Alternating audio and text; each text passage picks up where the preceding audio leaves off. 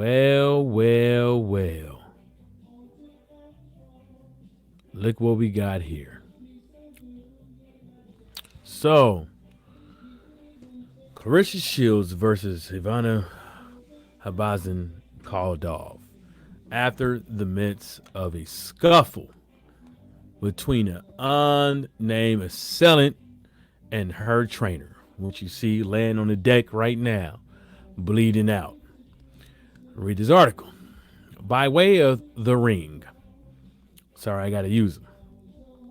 Claressa Shields versus Ivana Habazin canceled after trainer James Bashir is assaulted at weigh-in. So they didn't get to make the weigh-ins. This article is written by Ryan Sangalia. Whatever. Okay. And one of the most shocking boxing stories of 2019, the Claressa Shields versus Ivana Habazin WBO WBC junior middleweight title fight was canceled at the weigh-in after the head trainer of Habazin was attacked and left unable to work the corner. The incident took place Friday at the Dort Federal Event Center in Shields' hometown of Flint, Michigan. A still unidentified assailant punched James Ali Bashir, leaving him bloodied on the floor. Bashir, whose age was not immediately known, appeared to be unconscious in the video that circulated online, and the photo that is circulating also showed Bashir was blood coming from his mouth and misshapen left side of his face as he taken away on a stretcher, with his hands behind his head in sheer disbelief with a fat ass lip. Bashir revealed on social media that he had suffered broken bones in his face and would have to undergo motherfucking surgery. Bashir, a native of New Jersey, which I thought he was from fucking Detroit, but New Jersey, just as bad, has been involved in boxing for 50 years, according to his Facebook bio, and worked as an assistant to the late Emmanuel Stewart for 17 years. He had spent time in various gyms and learned from many experienced trainers such as Jimmy Glenn and Tommy Parks before spending time at Muhammad Ali's Camp Deer Lake, Pennsylvania, according to his bio on the New Jersey Boxing Hall of Fame page. The fight was to be Shields' attempt at winning world titles in a third weight class after regaining a 160 and 168 pound previously. The 24-year-old Shields, 9-0, 2 knockouts, was originally supposed to face Habazin on August 17th before postponing due to a knee injury. Habazin, 20-3 and 7 KOs of Croatia, had previously held the IBF title at welterweight and was riding a 5-fight winning streak. The Showtime Boxing Special Edition card would go on a plan at 9 p.m. on Saturday with the heavyweight Jermaine Franklin, my boy, 19-0 with 13 knockouts. Of Sakhanov facing Pavel Sauer, 11-1 with 6 KOs and a 10-rounder at the main event. Franklin weighed in at 231.4, while Sowers came in at 238 pounds. Also scheduled for the broadcast and the return. Also scheduled for the broadcast is the return to national television for Jaron Ennison, 23-0 and 21 KOs, who weighed in at a staggering 146.2 pounds against Damian Fernandez at 12-1, 5 KOs, who weighed 146.6 pounds in a 10-round welterweight bout. So we got a canceled fight once again for Claressa Shields due to someone's lack of professionalism, lack of maturityism. And now this is what we got to deal with. We got to deal with Bashir laying on the deck, eyes closed, fighter crying. You know, I don't know what to say. You know, what do you do as a boxer? And your trainer can't come to the fight because of something. Do you postpone the fight? Do you go out and fight? You know, is the juice worth the squeeze and stuff like that? What do you do? If you was in Habazin shoes, me personally, I would have took the fight still. I would have hoped that the crew that he has with him, or the crew that I have with me, has been instilled the knowledge and stuff like that to help me do what I need to do in this fight. But at the same time, I don't think there's anything that this woman could have done in this fight to win. to beat Claressa Shields. I don't think there was anything that she could do.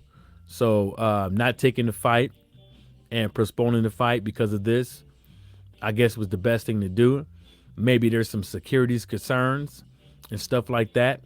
Maybe he said some stuff that caused the securities concern that we having right now, which led him to be bloodied on the deck. I don't know.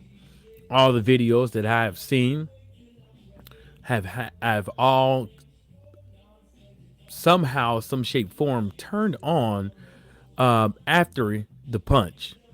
I'm pretty sure that there are videos, complete videos of him being knocked smooth the fuck out.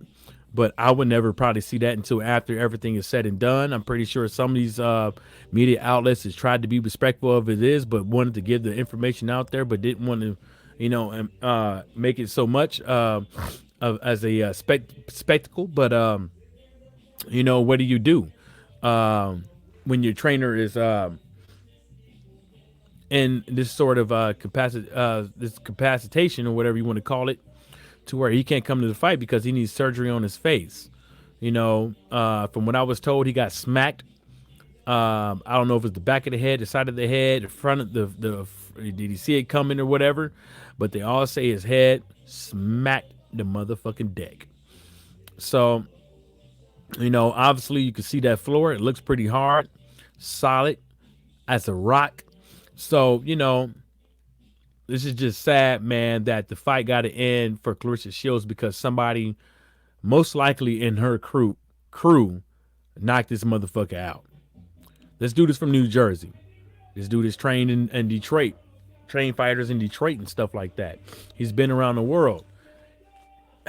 He should have known that you could talk smack all you want to and stuff like that. But for one, you talking to a female. I don't care how she dresses. I don't care what her sexual orientation is and stuff like that. But you're talking smack to a female, first of all, which happens to be Claressa Shields' sister. And then what you have is you're in Flint, her hometown. And now you have to understand the significance of you talking shit, cash money shit. Now we know you are old. Now we know you're the trainer, and people should not have put hands on you.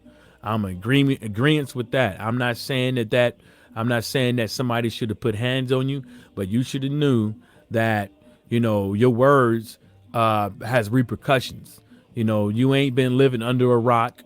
You are aware of your surroundings. You are aware of how some people react. They about it.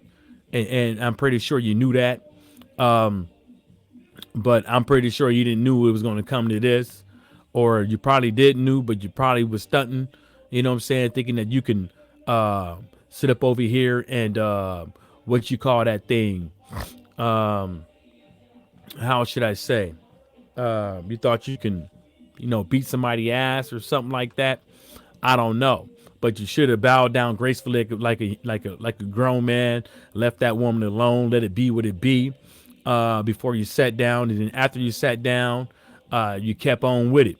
I don't know what happened in the in the front where you got knocked out at, but hitting a senior citizen, and also not only that, an older gentleman, you know what I'm saying, with that.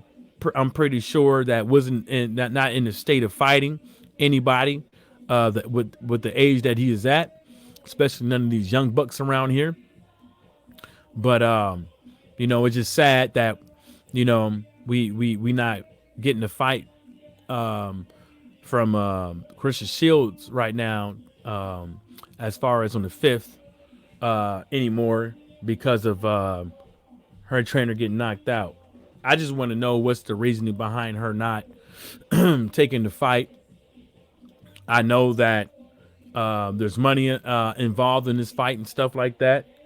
I know that there's clout involved in this fight because beating Claressa Shields is a big deal right now, and when it comes to women's boxing. So I don't know what is the real thing, but I'm assuming it is because she's not going to get the help that that she deserves, that she will like to have in this fight, fighting a level of the caliber of Claressa Shields. So, you know, it is what it is, man. Um, I just want to know what some of these fighters out here think. Um, what would they do if their trainer can't come to the fight? The day before the fight. You know what I'm saying? The day before the fight. I'm not talking about like in the training camp and stuff like that, but the day before the fight, what would you do? You know what I'm saying? Obviously, he's having surgery. He's gonna be on some type of medication. Maybe he got the he won't be able to deal with the lighting due to being knocked out, concussion and all that stuff, head smacking off the ground. But I wonder what some of these fighters would have done, and what some of these fighters have went through through their whole boxing career to take a fight without their trainer and stuff like that. And then I also want to know, was it a security concern for the fighter and the rest of the team and stuff like that? I just don't know. I mean, Dog Bay fought without his trainer, but you saw what happened, but it had nothing to do with his trainer not being there. That fight, it was just purely outclassed. There was no, you know, getting around that. But I'm just trying to, it could also be the emotional stuff, as emotional and stuff like that. But it is what it is. And on that note, I'm getting up out of here, get back on these ribs on the grill. Shout out to the LDBC, and everybody stay sucker free.